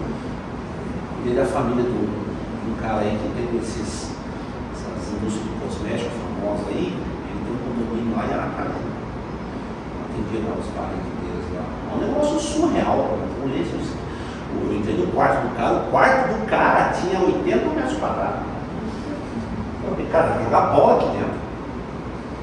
Que isso? Eu falei, não, eu gosto. Eu trabalhei para isso, estava com isso. Eu estou questionando isso. Dinheiro é para todos nós. Dinheiro está aí. Mas a intenção de você abrir esse negócio, de abrir igreja, como que foi concedido, por que você fez isso, é o que vai contar. Vamos provar biblicamente. Vamos lá. Gênesis 29. Concepção. Então eu tenho que ter a santidade sexual, as leis do casamento e as alianças de sangue. Então vamos lá. Aqui é um drama familiar de Jacó, Leia e Raquel. As duas disputando o amor de quem? De Jacó através do sexo, dos filhos. Vamos lá. Verso 31. Diz assim: vendo o Senhor que Lia era desprezada, fez dela fecunda, a passo que Raquel estéril. Alguns entendem que quem podia ter filho era Raquel, mas como Deus amava, Jacó amava muito Raquel, Deus deu uma segurada nela, porque ele desprezava demais Lia. Então Deus fez o contrário. Lia vai ser mãe, Raquel não. Só que Lia não vigiou. Verso 32. Concebeu, pois, Lia e deu à luz a um filho, a quem chamou de Rúben. Qual foi a intenção do menino? O Senhor atendeu a minha aflição, por isso agora me amará meu marido. Aí quando você estuda a história de Rúben dormiu com a mulher do pai. 33. E ela não podia passar embaixo da toalha de Jacó e engravidar. Concebeu outra vez e deu à luz um filho e disse: sobre o Senhor que eu era maltratado, me deu mais esse, e chamou Simeão. O que Rubem e Simeão fizeram com os siquemitas? Lembra lá do curso lá do Senhor? 34, outra vez engravidou. Agora ela disse: se unirá mais a mim meu marido, porque dei à luz a 3 filhos, e chamou de Levi. E aí o verso 35, aí caiu a ficha da irmãzinha. De novo concebeu e deu à luz um filho. Então disse: essa vez louvarei o Senhor, por isso me chamou Judá, e cessou de dar à luz. Só que quando você estuda a história desses meninos, quem foi que articulou toda a venda de José, a morte de José, foi quem? Rúben, Simeão e Judá. Você vê a intenção do coração. A concepção, a som. Provérbios 16, 1 e 2. Vai lá. Então, isso no campo do mapeamento, nós temos que observar. Seu marido sabe que você teve vários homens e vice-versa. Quem que redime o homem nessa área? A esposa. Quem que redime a esposa? O homem. Não, o pastor não. O marido é mulher. Provérbios 16, verso 1 e 2. Leia aí. Ao homem pertencem os planos do coração, mas a resposta da língua é do Senhor. Todos os caminhos do homem são limpos aos seus olhos, mas o Senhor pesa o espírito. A intenção do coração. Então você pode ter uma ótima intenção. 16, 1 e 2. Você pode ter uma ótima intenção, mas o princípio errado. Ou você pode ter um princípio estabelecido de maneira correta, mas a intenção errada. Então, o teu princípio e a tua intenção tem que estar alinhada com o princípio de Deus. Tá? Davi trazendo a arca. Eu quero Deus comigo. A maneira que ele estava trazendo estava errada. Deus comigo, Davi. Outro valor da concepção é o casamento. Amanhã eu vou falar sobre o casamento. Pode falar muito sobre isso, né, se estiver no Aifó Família, a bênção do pai, a bênção civil, a bênção sacerdotal e a bênção de Deus. Tá? A virgindade. Eu estabeleço 7 fundamentos. Eu vou falar disso amanhã. E as alianças de sangue. A Bíblia só respeita e autoriza 4 tipos de aliança de sangue. Se quiser anotar aí, se quiser ver no livro ali. A aliança da mãe com a criança através do cordão umbilical, da mãe com a criança através do nascimento, Cristo com a igreja e o casamento. Só esses 4. Quem passar desses 4 é problema. O conselheiro tem que dar uma revisada nisso. Aliança. quando você trabalha a área sexual, você tem que trabalhar 3 princípios. Onde foi, que é o local, o que foi dito, que são as palavras, e que tipo de aliança foi feita. Na área sexual, foi só beijo, foi só sexo, foi beijo com bebida, troca de presentes, tudo isso o conselheiro tem que investigar, porque senão ainda prende. Você tem que expor. Você perder a virgindade dentro de um carro, tem um agravante. Você perder a virgindade dentro do quarto, tem outro. Dentro do quarto do seu pai, tem outro. Em cima da cama do seu pai, tem outro. Usando dinheiro, tem outro. Então o local conta muito. O que foi falado conta muito. E aonde e como foi feito conta muito. Tá? No Rio Grande do Sul existem muitas casas de swing. Leva os casais lá para fazer essa anarquia toda. Isso dá uma bagunça depois para arrumar, porque você não sabe o que foi falado, como que foi dito. Isso tem que estabelecer. E cuidado com o que foi falado, porque assim como você fala, assim será. Provérbios 4, 23. Cuidado com o que você diz na hora, as promessas que você faz. Isso conta muito. Eu tive uma experiência assim, na hora que eu fiz a minha folga, já fui trabalhar, eu fui fazer um seminário em Uberlândia. Trabalhei muito em Uberlândia, lá na turma. E eu comecei a ter uns sonhos que eu estava tendo relação com uma moça. Mas é coisa assim, esquisita mesmo. Como eu já tinha feito uns processos, eu estava sendo circulado, eu entendi que aquilo ali fosse uma espécie de contaminação. Mas não, aquilo ali somatizou no meu corpo, começou a dar umas inflamações nas minhas áreas vergonhosas. Falei, não, tem coisa errada aí. Tem coisa errada aí. E fui intercedendo, tive esse sonho 2 vezes. E aí eu fui orar, né? Deus, aí Deus falou comigo, você está indo no adultério. Poxa, amarrado, já confessei tudo, não tem mais nada. Ele falou, não, você prometeu para essa moça que você está sonhando, que se ela desse a virgindade dela para você, você casaria com ela. Você casou com outra pessoa. Eu falei isso, as pessoas falam, trazendo a memória traumática. Depois que eu arrumei, aquela inflamação foi embora. A palavra lançada. Você está na testa, prometeu casar com a menina cumpriu o papel dela. Você não. Isso depois de 20 anos. 25 anos. Percebe? Poder da palavra. Então, a igreja, a área sexual, como isso se dá, as alianças. As alianças. A pastora lá já estava vindo de 5 casamentos. É igual a samaritana. Ela estava encostada, ela tinha pastor, foi pastor há muitos anos. O 3º casamento dela foi buscando. Aí ela se juntou com outro cara. Esse cara batia muito nela. Aí ela estava já indo lá com o rapaz, até que caiu para nós. Eu conversando com ela, eu não tenho que se perder a habilidade. Ela me contou a história, eu já orei, já ri de mim, fiz seminário para Tânia, fiz seminário para Deus de Tioca, fui montar, tá tudo certo. Eu não tá, não, você tá no 5º casamento. Alguém esqueceu algum filho para trás. Ela falou, não, eu já consagrei, já fiz, já fui, já tirei, já entrei no inferno, joguei água lá, já saí daqui, esses lugares. E aí, conversando com ela, eu vi no dedo da aliança dela que tinha um coraçãozinho tatuado. Ela estava com uma aliança, ela sabia que ela estava agora. E eu vi assim, olhando, eu vi que tinha uma tatuagemzinha assim. Falei, o que é essa tatuagem no teu dedo? Ela tirou a aliança. Ah, isso aqui é uma besteira que eu fiz quando era menina. Que besteira, meu? Não, isso aqui foi quando eu perdi minha virgindade, meio namoradinho, depois ele veio casar comigo.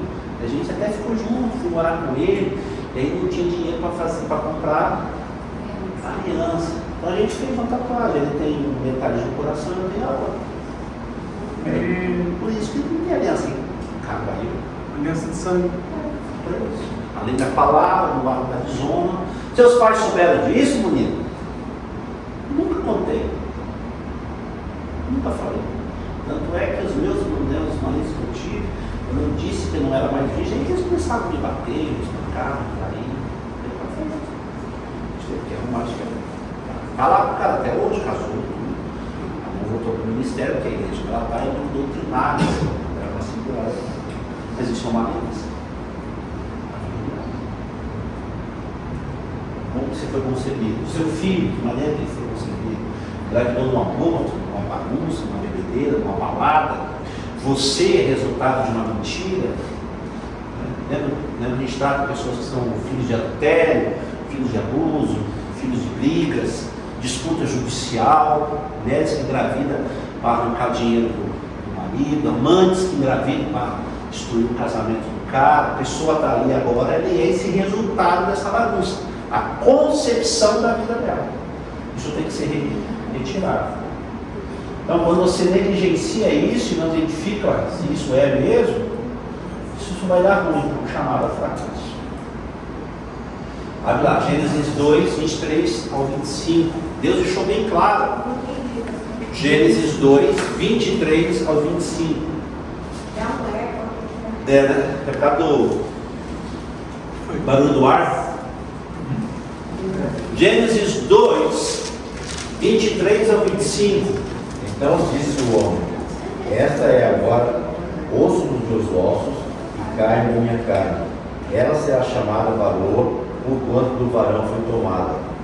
Portanto, deixará o homem a seu pai e a sua mãe, e unir-se-á à sua mulher, e serão uma só carne. E ambos estavam nus, o homem e sua mulher, e não se envergonharam. Então, quando isso é identificado, a maior prova de amor que você pode dar para o seu marido e vice-versa é dar o direito de saber quem você é, por onde você andou. Olha, eu sou isso aqui, andei por aqui. Porque o marido que resgata a mulher nessas áreas. Temos a relação da concepção, da gestação, que a gente gera novamente a pessoa, e isso demonstra o princípio certo. Como que você foi concebido? Igrejas que nasceram de racha, de briga, de disputa, uma concepção. Como que nasceu o teu negócio, de roubo, na falência de outra coisa, pessoas que compram empresas de massa falida, destruída, igrejas que foram herdadas de campos de adultério, de morte, de desonra, tudo. Como que começou isso aí? Você tem que ir sempre nesses valores de concepção.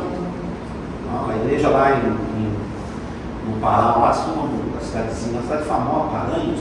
Que Paranhos? Paraupeba. Hã? Paraupeba. Isso. Quadrangular lá. Pastor, na IFOM, estava na IFOM. A pastora falou assim: pastor, lá na nossa igreja, dá 7 anos, um casal de pastores ou cai na adultério ou morre. E não é adultério homem e mulher. Mulher sai com mulher, homem sai com homem. Paraupeba. Lá quadrangular lá, no Pará lá. Essa cidade. E aí ela falou: é impressionante, o casal vai bem, concepção. Chega ali perto do 6 para 7 anos, começa a bagaceira. E agora nós fomos para lá, já tem dias na IFOL, lá no Curitiba. Nós fomos para lá, e quanto tempo vocês estão lá? 5. Então viva bem, regaladamente. O dia mal vai chegar. É o ciclo. E aí eu fui perguntar, como que começou essa igreja? Os caras podem lá.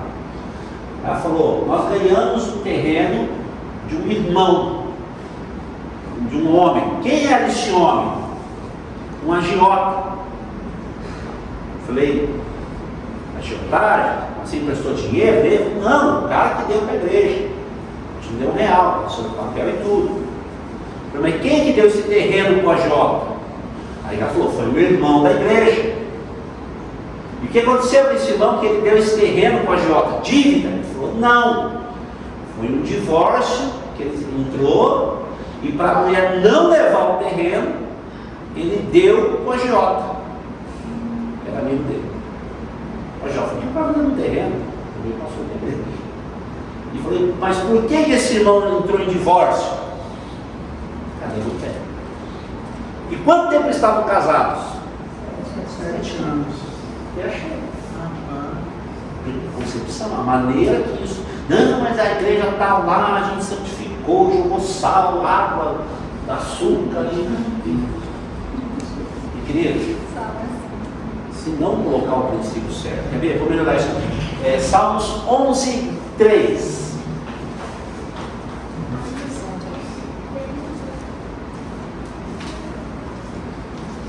Salmos número 11, verso 3. Pode ler. Quando os fundamentos são destruídos, o que pode fazer o quê? Tem oração que resolve. Você tem que mudar os fundamentos. A intenção, a concepção, a confissão. 11:3. Tá? Você também é o resultado de uma concepção. Então, quais são os sintomas de uma concepção fora do princípio de Deus? Várias. Vou citar algumas aqui. Entra o campo da bastardia, da rejeição, abuso, são sintomas. Problemas de psicopatias e personalidades, abandono, desordem na área sexual, explorações de demônios e abortos. Você deu errado, tira. Ou não consegue tirar, fala. Como se tivesse morrido. A bastardia, nós sabemos que o conceito da bastardia é toda criança concebida fora da aliança do casamento. Rejeição, não quero essa criança, manda embora. Abuso, bate na barriga, ou a menina engravida, o pai põe para fora, aí quem adota é uma casa de prostituição, um terreiro de umbanda, cuida dessa criança, essa criança passa a ser abusada já desde o ventre. Né? As sessões das anomalias, psicopatias, no livro descrevo algumas delas. Vou ler aqui para vocês. Aqui, bastardia, rejeição, abusos. Então, doenças como TDAH, TOD, toque, ansiedade exagerada, retardos, ansiedades extremas, vícios, compulsões, doenças sexuais, desordens sexuais, visitações espirituais nas crianças ou nos adultos já, podem estar atreladas ao fato de que a pessoa foi concebida de maneira errada. Crenças da mãe aliada à falta de posicionamento do pai, potencializado em um ambiente problemático, somatiza nos primeiros 40 dias das crianças. E se isso não for rejeitado, só vai aumentando. Aí chega no consultório do médico, ele está vendo gnomo na janela, ele começa a fumar maconha e entra os remédios. Eu não sou contra remédio, porque na minha equipe tem gente que trabalha com isso. Mas isso é a maneira que você foi concebido. Abandono. O abandono anda de mão dadas com a rejeição, a pessoa adulta começa a criar mecanismo de fuga. Na concepção se estabelece o valor do início de uma responsabilidade. O pai que abandona, quando o pai que resolve ficar, não valoriza a criança que está por vir. Por isso que Deus falou para José: fica, segura a menina, certo? Ela vai precisar de ser. José, pai de Maria, pai de Jesus. Pessoal, abre lá, Mateus 1,19. Maria chegou para José e falou assim: Zé, estou grávida. Né? Aí a Bíblia relata o que aconteceu. Mateus 1,19. Como José, seu esposo, era justo, não a queria infamar, e tentou deixá-la secretamente. Vai, continua. E projetando ele isso, eis que em sonho me apareceu um anjo do Senhor, dizendo: José, filho de Davi, não temas receber a Maria, tua mulher, pois o que nela se gerou é do Espírito Santo. Então, embora se fosse assim, publicamente estabelecido que havia traído ele ia ser o primeiro a jogar pedra. Mas eu sou filho que vai precisar de você. Quando você tira o homem do papel dele, você vai desequilibrar a balança social de uma sociedade. Pode reparar que hoje você compra uma casa do governo, põe no nome da mãe. Fica no nome da mãe. Casa. Você sabe que se o pai foi embora, não pode tomar um bem. da mãe. Então você percebe qual foi a ordem de Faraó: matem todos os homens que nasceram. Qual foi a ordem de Herodes? Matem todos os homens de 2 anos para baixo. O papel do homem. Isso é fundamental na gestação, na concepção. O abandono, pais que abandonam, mandam embora, ou falam uma palavra, agora não tem que criar essa coisa. Explorações de demônios, pode. Pessoas que fazem pacto para engravidar, consagram as crianças a entidades, a orixás, a santos católicos, até o nome do santo da criança. João, Francisco, Maria Vera, Maria da Aparecida, Maria de Lourdes, Maria Bernadette, Sebastião. Coloca esses valores e essa criança agora passa a ser visitada por esses princípios distorcidos. A concepção, mesma coisa dos valores de ministério. Como que começou o seu ministério?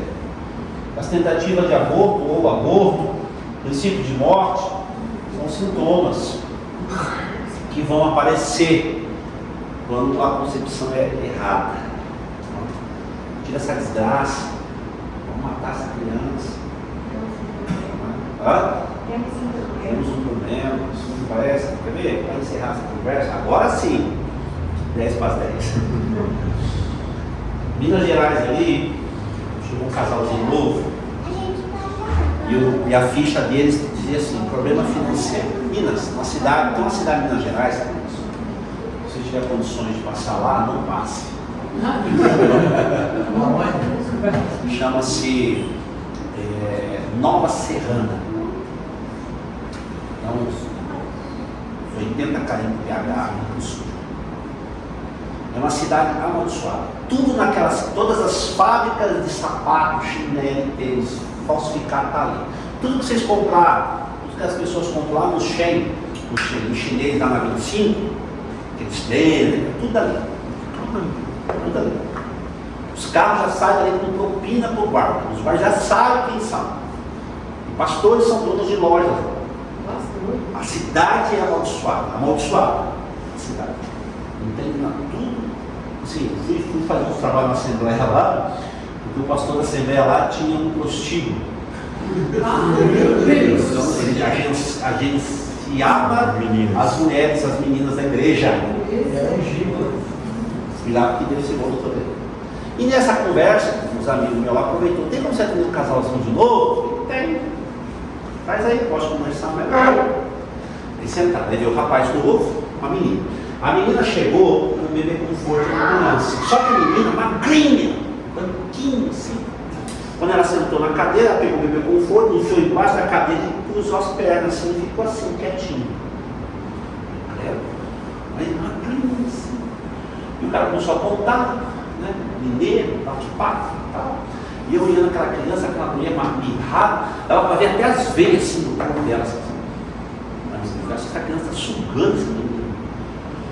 E conversa vai, casalzinho novo e tal. Eu falei: por que você está com problema de dinheiro? Eu falei: não sei, pastor, eu sou otimista, sou ofertante. Pecado disso não apaga pecado, não. Coisa errada aí. Eu perguntei: você trabalha nessas fábricas desses caras sem vergonha aqui? Ele falou: não, eu trabalho numa loja de roupa. Isso é tudo legalizado, pastor. Tudo original. Eu falei: tem mesmo. Mas o cara quis dar uma oferta lá de 2 tênis, eu não quero. Eu falei: não quero. Não, te dou, não, veio tênis bonito, cara, que gosta de correr e pedalar. Não quero. Me dá em bolo, queijo, não quero esse negócio. Bom, e aí eu olhando aquilo, eu falei: bom, então eu vou fazer umas perguntas para você e você me responde. Beleza. Problemas financeiros, a gente foi aonde? No clássico. Dízimo, oferta, sonegação, imposto, roubo. Quando eu falei roubo, ele deu uma mexida. Ele falou: eu já peguei algumas coisas. O que você pegou? Aí a menina, quando eu falei roubo, ele deu uma mexida e a menina também se fechou mais assim. Tem coisa errada. Eu acho que não pode. O que você roubou? Peguei um doce, uma roça, peguei uma galinha, um ovo. Não, eu falei: não, mas isso aí não. Aí, vamos lá. Fui. E quando eu estava conversando com eles, eu tive uma visão, pastor. de um cano transparente e pedaços de carne caindo dentro de um balde. Pedaços de carne, sangue assim caindo. Aí eu já liguei, vi a menina daquele jeito, roubo dinheiro, tem aborto? Aí ele, aí a menina olhou para ele, abaixou, começou a chorar, falou, mano, dá real, manda um papo. O que vocês fizeram? Aí ele contou. Olha, pessoal, foi o seguinte, eu conheço o som da roça, conheci o som tudo da roça. Ela tinha 14, eu tinha 16, a gente se apaixonou e a gente tirou a virgindade dela. Nessa de tirar a virgindade, ela engravidou, com 14 anos. E aí? Então, sabendo como era o meu pai e o dela, o que a gente combinou? Vamos fugir. Então a gente fugiu da roça e veio para a cidade. Aqui eu fui trabalhar com ideia, e ela com barriga já. Só que quando estava dando 4 meses, eu fiquei com muito medo, muito novo. O que a gente decidiu? Aí eu conheci uma pessoa, essa pessoa falou, eu conheço alguém que faça isso, só que ele cobra 3 mil. Estamos falando aí, esse pastor, eu estou falando uns 4 anos para trás. Conheceu um Satanás que chamou o outro, pra gente. Não, eu falei, e aí, cara, o que você fez? E eu só observando, e a menina ali, assim. Ele falou, a gente foi assaltar um posto de gasolina. Assaltar um posto de gasolina. E nós foi assaltar. E nós assaltamos. Cada um pegou o seu, peguei meus 3 mil, arrastei ela nesse lugar, era uma casa, no fundo da casa tinha um quartinho com uma mesa. E ela estava lá, deitou lá, deu um remédio para ela tomar. E falei, qual foi a maneira que abortou? Sucção. Ela falou, pastor, pedaço de carne, sabe? Sugou mesmo, desmancha. Caía no balde, ela fazia um pouquinho. A vontade que eu tinha de levantar, tirar a cinta, mas quebrar ele. Eu falei, rapaz, você não fez isso. E a menina, você sugou a alma dessa menina. E a menina, falei, vamos arrumar esse queijado. Eu falei, Jesus, eu pedi perdão, tudo. Eu falei, Jesus, devolve a vida dessa menina. Quando eu olhei assim, ela fez, ela levantou assim, a cor voltou na pele.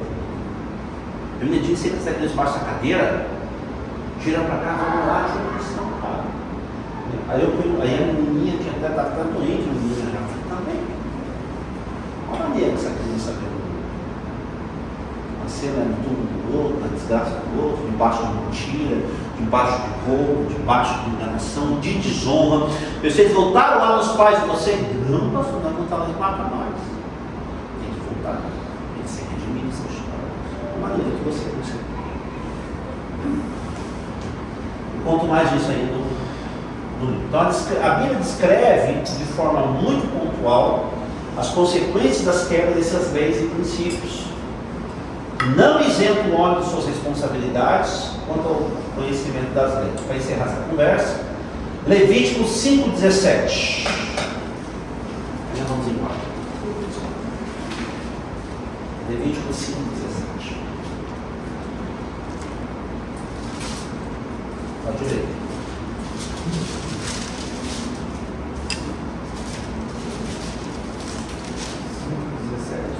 Se alguém pecar fazendo qualquer de todas as coisas que o Senhor ordenou que nós fizéssemos, ainda que não o soubesse, contudo será ele culpado e levará a sua iniquidade. Ainda que não sou, não conheço disso, pastor, não sei nada disso. É lei. Isso é lei. Levítico 5,17. Leia a lei. O fato de você não conhecer uma lei espiritual ou moral não isenta essa lei de existir.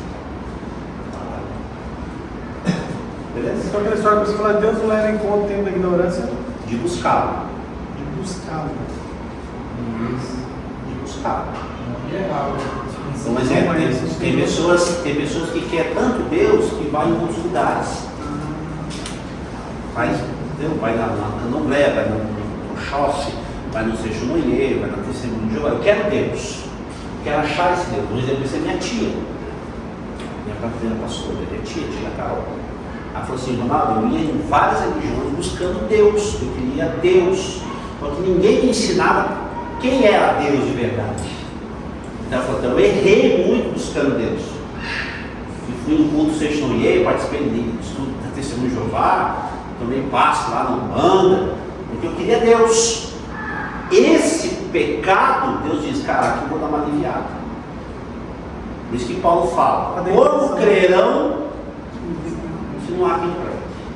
Como pregarão se não são enviados? Como formosos são os pés daqueles que proclamam? Quem que atrasa a volta de Deus? Nós. Ele falou assim, eu virei até que a terra conheça o meu nome, até que o evangelho seja pregado em toda a terra. Aí verá o fim. Quem que atrasa? Esse pecado imbuscável. Agora, conversão, comportamento, está dentro de nós. É um código moral dentro de nós que vem no pacote da criação. Provérbios 20 e 27. Não tem nada a ver se eu sou crente ou não. Quando eu aceito Jesus, aí que acaba assim, né? Aí que eu tenho que arrumar, eu sei a verdade. 20 e 27. O espírito do ser humano é a lâmpada do Senhor, a qual examina o mais profundo do seu ser. Tem uma versão que diz assim: Deus deu ao homem consciência e inteligência para que ele não possa se esconder de si mesmo. Na tradução da linguagem de hoje.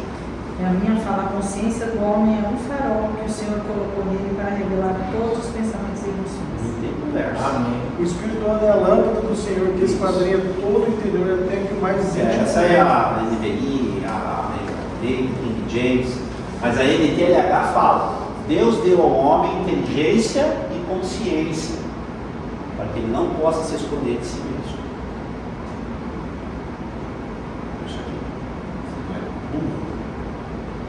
Como de suporte, ainda bem que a salvação não é por inteligência. Você não está do lado. Vamos orar a parte de graça nessa noite. Obrigado pela vida dos irmãos, dos pastores, dos líderes, todos que vieram, que participaram, e amanhã também que vão estar. Pai, dê uma noite de descanso, uma noite de refrigério, que o Senhor possa realmente estabelecer o sim, amém, que o teu Espírito fale no coração, traga lembranças, traga valores, descanso. Amanhã é um dia produtivo. Amém. Sabemos que amanhã é um dia de trabalho, das crianças, dos pais, das mães, mas que essa semente caia no coração, que eles possam entender, que o Senhor faça eco ao coração deles. Em nome de Jesus. Deus abençoe. Pastor,